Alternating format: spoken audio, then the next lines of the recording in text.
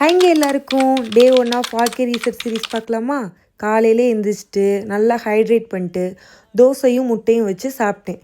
நல்லா சாப்பிட்டு முடிச்சுட்டு கொஞ்சம் நேரம் தூக்கத்தை போட்டாச்சு.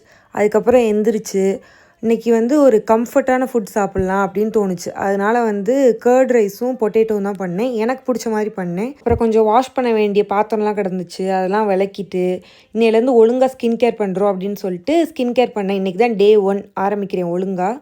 இந்த ஸ்னெயில் மியூசின் இப்போ தான் வாங்கினது. ஸோ 1 மந்த்க்கு அப்புறம் கண்டிப்பாக யூஸ் பண்ணிட்டு ரிவ்யூ சொல்கிறேன்.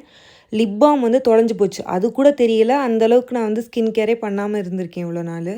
ஸோ லிப் பாம்லாம் வாங்கணும், அதெல்லாம் அடுத்தடுத்த எபிசோடில் பார்ப்பீங்க. ஸ்கின் கேர் பண்ணி முடித்தோன்னே என் ஃபேஸ் இப்படி தான் இருந்துச்சு.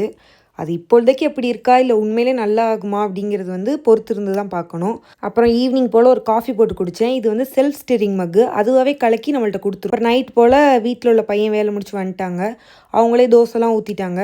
நல்லா 2 பேர் சாப்பிட்டு ஆளுக்கு ஒரு ஹாஃப் பாயிலையும் முழுங்கிட்டு நிறைய தண்ணி குடித்தேன். என்னோடய கோல் 2 பாட்டில் குடிக்கணும் ஒரு நாளைக்கு அப்படிங்கிறது தான். ஆனால் இன்றைக்கி அதிகமாகவே குடித்தேன். இப்போ என்னோடய கோல் என்னென்னா, காலையில் எந்திரிக்கணும், ஹைட்ரேட்டாக இருக்கணும், ஸ்கின் கேர் பண்ணணும், தென் ஹோம் ஃபுட் சாப்பிட்ணும். இது எல்லாத்தையுமே எனக்கு அச்சீவ் பண்ணிட்டேன். அடுத்தடுத்து வர வீடியோஸில் எப்படி இன்னும் இம்ப்ரூவ் பண்ணலாங்கிறத பார்க்கலாம். மறக்காமல் சப்ஸ்கிரைப் பண்ணிக்கோங்க. டாடா.